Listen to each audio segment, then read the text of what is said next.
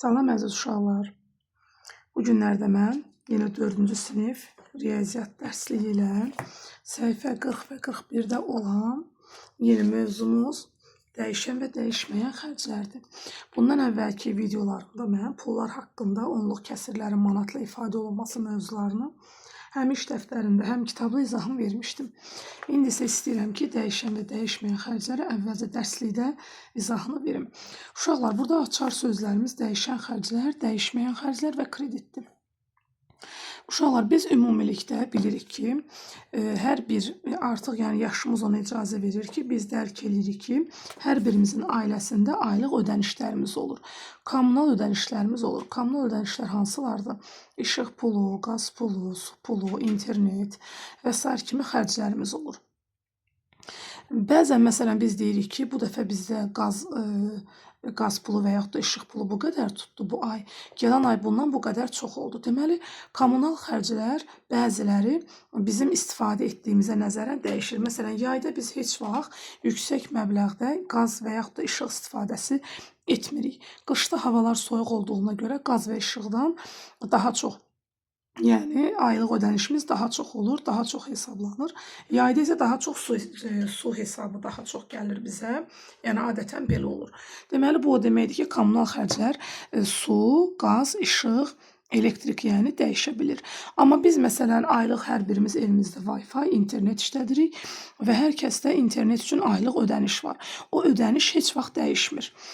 Yəni uzun müddətdə belə deyək, o xərc dəyişmir. Məsələn bu ay belə deyək də 20 manat mən əgər internet üçün ödəniş eləmişəmsə, gələn ayda mən onu ya aşağı ya yuxarı, yəni mənim istifadə eləməyimdən asılı olmayaraq mən ona nə edirəm? 20 manat ödəniş eləyirəm. Və yaxud da telefon ev telefonu olur, ev telefonunun aylıq ödənişi olur. 3 manat, 5 manat, 2 manat fərqi yoxdur. Ay ərzində əgər mən bu ay 3 manat ödəmişəmsə, gələn ay az və yaxud da çox danışmaqla asılı olmayaraq mən hər ay 3 manat ödəyirəm. Bu isə dəyişməyən xərcdir. Gəlin baxaq, burada araşdırma müzakirə hissəsinə deyir ki, aprel ayında ailənin xərcləri qeyd olunur. Deməli, bir ailənin aprel ayı ərzində kommunal, yəni bayaq saydığım kimi elektrik, qaz, su xərci 82 manat olub. Telefon üçün aylıq abunə haqqı 3 manat olub, internet 20, nəqliyyat xərci 72, ərzaq, geyim və digər xərclər 650 manatdır. Deyir ki, ailənin bir ayda daha hansı xərcləri ola bilər? Məsələn, uşaqlar, hər bir evdə uşaq sayına uyğun, adam sayına uyğun müəyyən əlavə xərclər olur. Məsələn, belə deyək də, özəl bağçalarda oxuya bilən uşaqlar ola bilər və yaxud da böyük uşaqlar hər hansı hazırlığa gedirlər, onların əlavə xərcləri ola bilir və yaxud da başqa müxtəlif variantlar ola bilər. Onu siz özünüzdə tapa bilərsiniz. Deyir, hansı xərclər növbəti ayda da dəyişməz. Bayaq da mənim qeyd elədiyim kimi, telefonun aylıq abunə haqqı və aylıq ödənişlər, bunlar dəyişməz. Amma nəqliyyat xərci bəlkə də dəyişə bilər. Daha çox yerə gedilsə, daha çox nəqliyyat pulu ödənə bilər. Ərzaq az alınsa, az işlənər, çox alınsa, çox pul tutar və s. Yəni, öyrənmə hissəsinə baxaq. Deyir ki, insanlar, bayaq mən dediyim kimi deyir ki, elə xərclər var, onların məbləği aylar üzrə dəyişir, elələri var, dəyişmir. Bu dəyişən xərclərdir, bu isə dəyişməyən xərclərdir. Məsələn, əgər bir uşaq təhsil alırsa, haradasa, oxuyursa, onun təhsil haqqının pulu dəyişmir. Nə qədərsə hər ay və yaxud da hər il o qədər ödəniş eləyir. Və yaxud da məsələn, hər hansısa bir uşaq hazırlığa gedir, tutalım, aylıq hazırlıq pulu 50 və yaxud da 70 manatdır. Hər o 70 manat ödür və bu dəyişmir. İndi keçək bələdçi tapşırığına vaxt itirmədən bunun üzərində işləyək. Səhifə 40-da deyir ki, cədvəldə ailənin 4 ay ərzində xərcləri manatla qeyd olunub. Yanvar, fevral, mart, aprel. Hansı xərclər dəyişir, hansı dəyişmir? Göstərilən xərclər hansı ayda artıb, hansı ayda azalıb? Gəlin baxaq. Əvvəlcə biz nəyə baxırıq? Dəyişən və dəyişməyən xərclərə. Deməli, ərzaq dəyişib. Baxın, yanvar, fevral ayında görün nə qədər olub. Birinci ay fevral ayında artıb, mart ayında bayramla əlaqəli, yəqin Novruz bayramla əlaqəli tamam 380 manat, 50 manat artıb. Aprel ayında isə 80 manat azalıb. Ərzaqlar onsuz da dəyişən xərclərdir. Kommunal xərclər isə baxın, yanvarda 110 manat ödəyiblər, fevralda 115, martda 103, apreldə 95. Gördüyünüz kimi bu da dəyişib. Aylıq abunə haqqı baxın 3. Mobil telefonla danışıq nədir bu? Biz kontur vururuq, danışırıq telefonlara. Bax, bu odur. Yanvarda 27 manat, fevralda 30 manat, martda bayram təbrikləri 32 manat, apreldə isə 28 manat ödəyib. Amma internet aylıq biz vururuq Wi-Fi üçün. Baxın, hamısında 30 manat dəyişməyib. Burada uşaqlar, geyim, ayaqqabı, aksesuar. Xərclər dəyişir. Bunlar dəyişən xərclərdir. Məşğələ və dərnəklər. Bayaq dediyim kimi hazırlıqlara və yaxud da dərnəklərə getdiyimiz zaman aylıq ödəniş dəyişmir. Burada isə digər xərclər, məsələn, həkimə gedirik müalicə üçün, istirahət üçün harasa gedirik parka, hansısa bir restorana, fərq etməz, nəqliyyatdan istifadə edirik, maşından istifadə edirik. Sonra nəyinsə təmiri. Təmir müxtəlif ola bilər. Evdə müxtəlif əşyalar, maşın varsa maşının təmiri müxtəlif xərclər ola bilər. Ona görə də bunlar dəyişir. Baxın uşaqlar, yaşlılan özləri də göstəriblər. 1, 2, 3 dəyişməyən xərclərdir. Və biz buna artıq yəqin ki, bizə aydın oldu ki, bunlar niyə dəyişmirlər və gördüyünüz kimi də cədvəldə göstərib ki, niyə dəyişmirlər. Hansı ayda artıb, azalıb bunu da göstərdik. Deyir, hansı xərcləri azaltmaq olar? Məsələn, kommunalı artıq aprel ayıdır və üzü yaya gedir. Təbii ki, kommunal xərclər qaz yəni azala bilər. İşıq bəlkə də azalmaz, çünki elektrik artıq kondisioner işləməyə başlayanda, yəni məbləğ azalmaya bilər. Mobil telefonla danışığı azaltsaq əgər, daha az insanla danışsaq və Wi-Fi-dən istifadə etmiş olsaq, internetlə danışmış olsaq, mobil telefona, kontura yəni qənaət etmiş olarıq. Geyim, ayaqqabı, aksesuar. Yəni hər ay hər kəs, hər ay təzə ayaqqabı, təzə kofta, təzə paltar belə almasaq, təbii ki, geyim və bu xərcimiz də azala bilər. Digər xərclər, istirahətə getməsək, avtobusdan istifadə etsək, yəni taksidən, maşından istifadə eləməsək, daha az xərcimiz çıxa bilər. Və yaxud da əgər müalicə almalı, sağlamlığımızda bir problem yoxsa, müalicə almasaq, bu xərclərimiz də bizim azala bilər. İndi burada müstəqil iş verir və bu müstəqil işi həmin bu cədvələ əsasən işləyəcəyik. Aylar üzrə dəyişən və dəyişməyən xərclər nə qədərdir? Dəyişməyən xərclərə baxırıq. Eynidir. Dəyişən və dəyişməyən xərclər 3, 30, 50. 83 manat ayda dəyişmir. Dəyişən xərclər isə uşaqlar, bunları bir-bir toplamaq və yazmaq lazımdır. Deməli, dəyişməyənlər, qoy elə belə yazın burada, 3, 30, 50, 83 manatdır. Burada uşaqlar dəyişən xərclər isə, bunları bir-bir ayrı-ayrı toplamaq lazımdır. Görək burada nə istəyir bizdən? Ailənin aylar üzrə ümumi xərcləri nə qədərdir? Aylar üzrə bax, bunlar toplanmalıdır. Bu burada toplanmalıdır, bu burada toplanıb.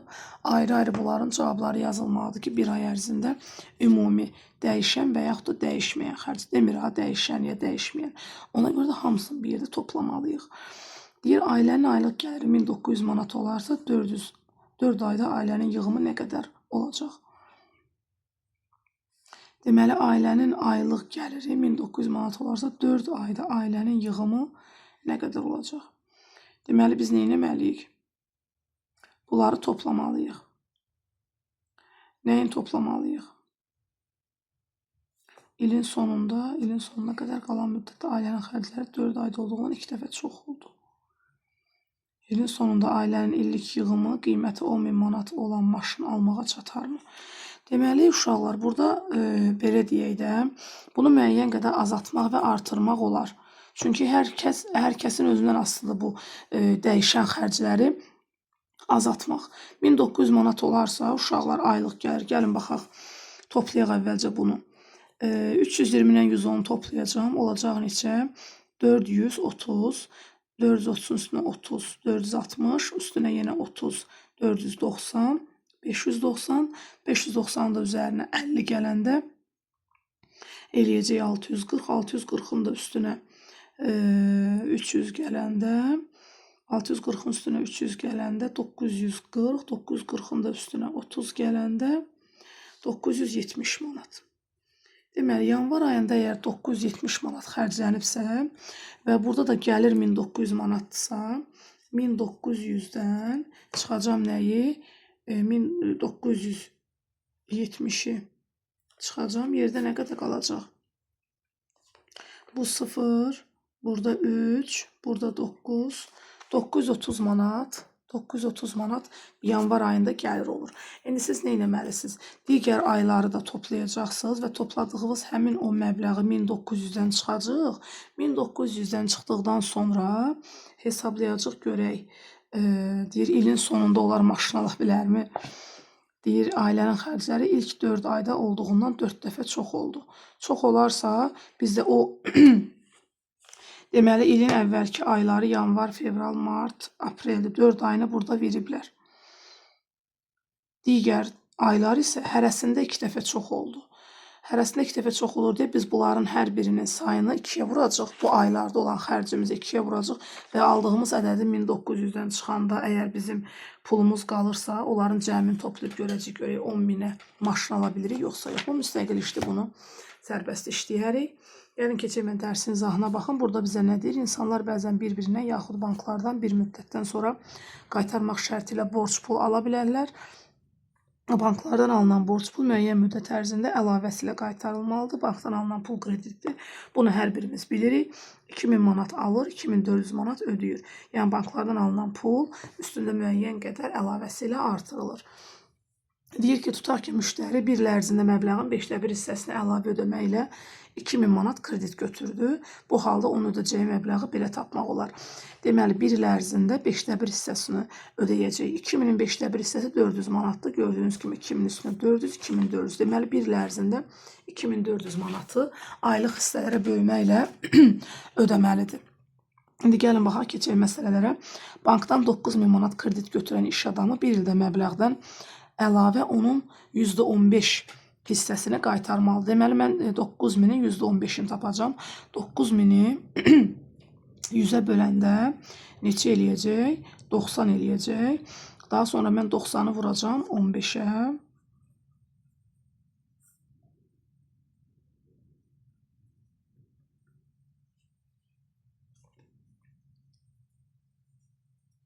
Deməli, 1350 manat əlavə ödəməlidir. O, kreditə görə banka əlavə nə qədər ödəməlidir? Tapdıq ki, 1350 manat əlavə pul ödəməlidir. Samirin atası 630 manat olan mobil telefon almaq istədi. Bu telefonu 6 ayda məbləğin 1/6 hissəsi qədər əlavə ödəmək təklif etdi. Bunun üçün mağaza ümumilikdə nə qədər pul ödəməlidir? Bayaq krediti bizə deyirdi. Bu isə ümumilikdə nə qədər puldur? Ona görə də mən əvvəlcə 630'un 1/6'ni tapacağım. 630 uşaqları 6'ya böləcəm. Neçə eləyəcək? 1. Gəlin belə bölək. Fikrimi yayındırmayayım. 0. 3 düşdü aşağı. Sonra 0 düşdü. İkisi birdən düşdü deyə. Bura 10'luq atdıq. 105 manat. 630'un 1/6 hissəsi 105 manatdır. Sonra bizə nə deyir? Deyir ki, bunun üçün mağazaya ümumilikdə nə qədər ödəməlidir? Deməli, telefonun qiyməti 630'dur. 105 manat da onun 1/6 hissəsini üstündə verməlidir. Olacaq neçə uşaqlar? 745 manat. 745 manat Samir telefonu pulunu ödəməlidir. Fermer kənd təsərrüfatı texnikası mağazasından qiyməti 800 manat olan ot biçən maşını almaq istədi. 4 ay ərzində 216 manat ödəmək şərtlə kreditlə almağı təklif etdi. Deyir ki, fermer ot biçən maşını kreditlə alarsa cəmi nə qədər ödəməlidir? Deməli, uşaqlar, qiyməti 800 manatdır, düzdür. Bu amma kreditlə də almaq istəyir, belə də almaq istəyir. Kreditlə alanda 4 aya 216 manat ödəməlidir. Mən 216'nı 4'ə vuracağım. Görüm neçə eləyir, nə qədər artıq ödəməlidir. 4 dəfə 6'nı 24. 4 yazıram 2 yadda. Burada 6. 4 dəfə 2'nin 8. Deməli, üzərində uşaqlar 64 manat artıq ödəyəcək. Deyir ki, o texnikanın pulunu kreditlə ödədiyi halda nə qədər artıq ödəyir? Deməli, 864'dən çıxacağım. Çünki özünün qiyməti 800'dür. 64 manat əlavə ödəmiş olacaq 4 aya. Görək, burada həmin mövzudur. Burada da həmin mövzu. Gəlin bunu da işləyək. Burada bizə nə deyir? Samir dostunun ad gününə qiyməti 25 manat 60 qəpik olan hədiyyə aldı. O məbləğdən 13 manat qəpiyini özünü qoydu. Pulun çatma hissəsini bacısından borc aldı və hər həftə 3 manat olmaqla geri qaytardı. Bu da bacısından kredit götürüb. Deməli, nə edirik burada? Əvvəlcə özünün qoyduğu pulu çıxırıq ki, bacısından görək nə qədər alıb. Deməli, 25-60'dan çıxacağım. 13-60'ı yerdə qalacaq neçə? 12 manat. Deməli, Samir bacısından 12 manat pul alıb ki, dostuna hədiyyə ala bilsin. Sonra bizə nə deyir? Deyir ki, borc aldı və hər həftə 3 manat olmaqla geri qaytardı. Deyir ki, borcunu neçə həftəyə qaytarar? 12-ni 3-ə böləndə uşaqlar düşür neçə? Yazacağım ki, 12 böl 3 bərabərdir 4 həftə. Deməli, Samir bacısından borc aldığı 12 manatı 4 həftəyə qaytara bilər. Çox şirin məsələ idi. Aynurun dayısı 6 ay ərzində hər ay ödəmək şərti ilə kreditlə yeni kompüter aldı. Kompüterin qiyməti 1100 manat, əlavə ödənişi 166 manatdır. Bir ayda nə qədər pul ödəmək lazımdır? Deməli, uşaqlar, burada biz nə edəcəyik? Kompüterin qiyməti 1100 manatdır və əlavəsi 166 manatdır. Burada isə 6 ay ərzində əlavəsi 166 manatdır. Bir ayda nə qədər ödədiyini tapmaq üçün əlavə gəlir ki var bu 166-nı.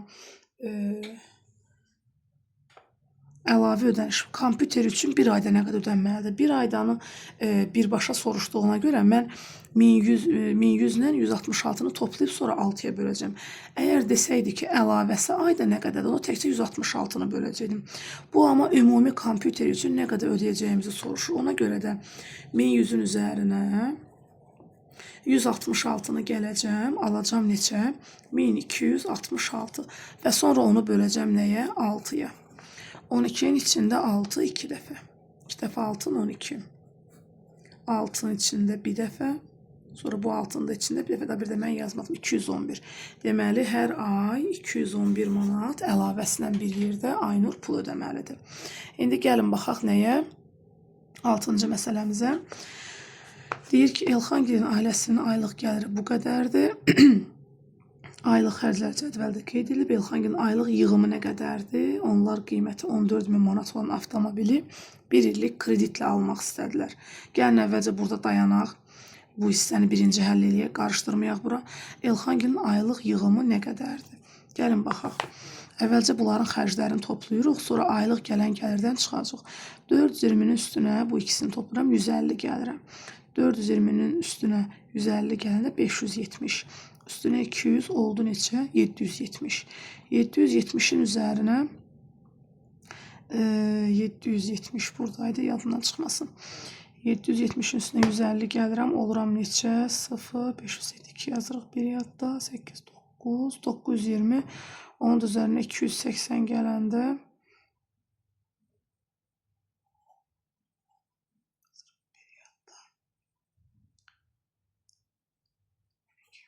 Hmm, 1200 manat. Deməli, bunlar 1200 manat aylıq xərclər olur və evə gəlir isə 2600-dür. 2600-dən 1200-ü çıxanda qalır yerdə 1400. Elxangilin yığımı 1400 manatdır. Bunu tapdıq yəqin ki. Bu niyə belə düşürməyəm qələmin? Aha. 1400 manat bunların aylıq yığımlarıdır. İndi deyir ki, onlar qiyməti 14.000 manat olan avtomobili 1 illik kreditlə almaq istədilər. Şərtə görə 1 il ərzində məbləğdə əlavə olunan 1 il ərzində %14 hissəsini qaytarmaq lazımdır. Deməli, ayda 114 hissəsini qaytarmaq üçün mən nə edəcəm? 14.000-in %14 hissəsini tapacağım. 14.000-i uşaqlar 100-ə böləndə eləyəcək neçə? 14.000'i 100'ə böləndə olacaq 140. 140'ı da 14'ə vuranda eləyəcək 1400. Elə bir uşaqlar, bax bunu belə yazmalıyıq. Bax bunun misalı, bax bunun misalı buradadır. 14.000'i böləcəm 100'ə, vuracam 14'ə. Elə bir 14.000'in %14'ünü tapacam, olacaq neçə? 1400 manat. Sonra nə deyir? Deyir, Elxangil banka Elxangil banka əlavə nə qədər pul qaytarmalıdırlar? Onlar banka cəmi nə qədər ödəməlidirlər? Deməli, uşaqlar, ayda 1400 manat bunların əlavə gəlirlər, yəni xərclərindən əlavə yığımları olur və o yığımla onlar aylıq maşının kreditini ödəyə bilərlər. Amma bizə deyir ki, banka əlavə nə qədər pul qaytarmalı, cəmi nə qədər ödəməli? Cəmini tapmaq üçün uşaqlar 1400'ü vurmalıyam. Nəyə? 12'ye. Çünkü bir ilimiz 12 aydır. Gəlin vuraq 12'ye. Burada yazmayalım. Gəlin burada yazım elə. Burada səliqəsi olur kitabın üzərində. Poza bilmirəm sizin yanınızda. Deməli 14.000-i neyniyəcəm? Belə daha aydın olur. Vurmalıyam 12 aya.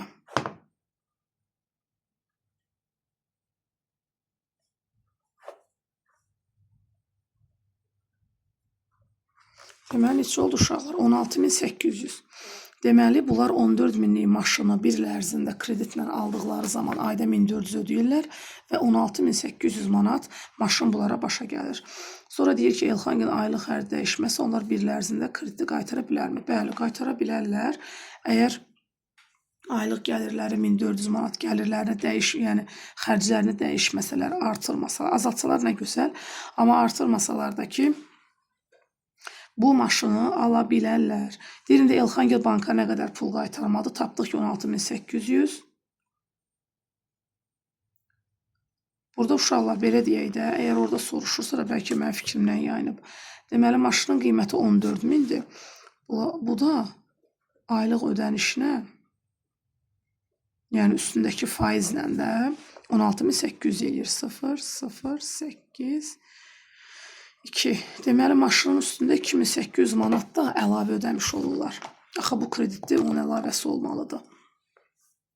Şirkət ilin əvvəlində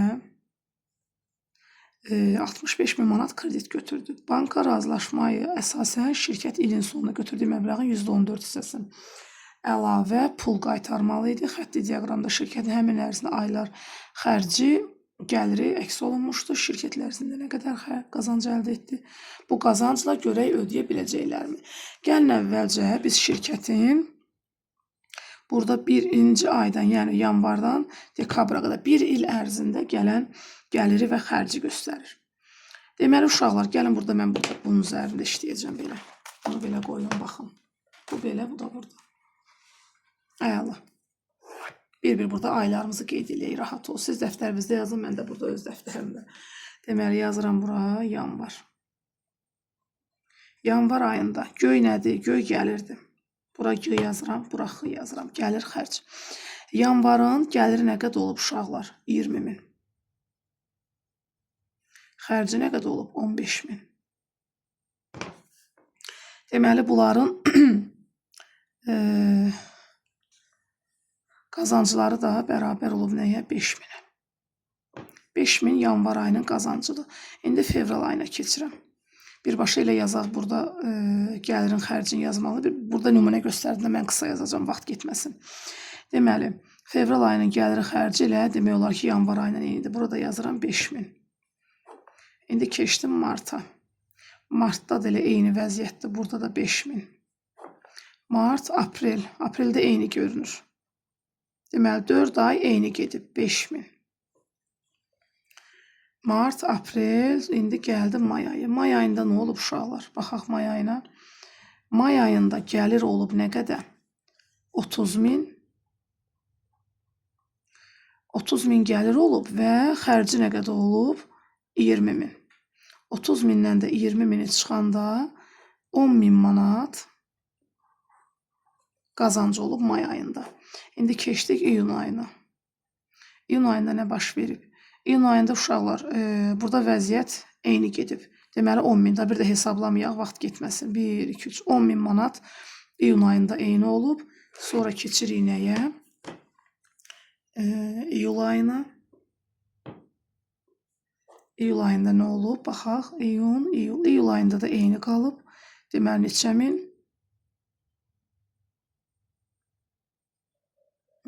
Yenə 10.000-dir burada da. Eynidir iyul ayına. İyun ayına. İyun, iyul, avqustda gəldi. Avqust elə eynidir. Baxın, eyni gediblər. Belə, belə. Burada da avqustda da 10.000 yazaq. Avqustda 10.000, düzdürmü? Sonra sentyabr. Sentyabr yazırıq.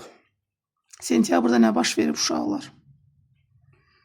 Sentyabrda gəlir qalxıb olub 35.000. Gəlin yazaq, bunu hesablayaq. 35.000 olub. Amma xərc nə qədər olub? Xərc də ondan bir olub. Gəlir olub 35.000. Elə xərc də olub 35.000. Düz deyirəm də, bu ikisi eyni olub, birləşib. 35-dən 35 çıxanda uşaqlar sentyabr ayında bunların heç bir artımı olmayıb, sıfır olub. Bunlar heç bir qazanc əldə eləməyiblər. Oktyabr ayına baxırıq. Şirkətin oktyabr ayında nə baş verib? Gəlir olub neçə? 35.000. Xərc olub 30.000. 35-dən 30.000 çıxanda yerdə qalıb 5.000. Yenə bunların 5.000 artım alıb oktyabr ayında. Sonra noyabr. Noyabrda nə baş verib? Noyabrda eyni olub vəziyyət. Yenə 5.000. Sonra dekabr ayı. Dekabrda eyni gedib 5.000. Bu bizim cədvəlimiz. Mən sizin üçün burada yazdım. İndi bizdən nə istədi? Deməli, aylığı tapdıq. Şirkət il ərzində nə qədər qazanc əldə edib? Ya il ərzində sayaq. 5.000, 10.000, 15.000, 20.000, 30.000, 40.000, 50.000, 60.000. Burada yoxdur. 65, 70, 75.000. Deməli, il ərzində cəmi 75.000 gəlir əldə edib. Qazanc əldə edib, üzr istəyirəm. Qazancı olub. Sonra bizə nə deyir? Şirkət bu qazancla bankdan götürdüyü krediti ilin sonunda ödəyə bilərmi? İndi biz nəyə keçirik? Biz keçirik nəyə? Həmin bu kreditə keçirik. 65.000-in %14-ü. 65-i, düşmədi bu. 65.000-i nəyə bölüb bu? Bunu bölməyə ehtiyac yoxdur, mən çaşdım. 65.000-i 100-ə böləndə 100-ə bölürəm 650 və 650-ni də vururam nəyə? 14-ə. Görək neçə min eləyəcək. Aha, 4 dəfə 5-in 20, 2 yadda. 4 dəfə 0-ın 0, özür istəyirəm. 4 dəfə 5-in 20, 0 yazıram 2 yadda.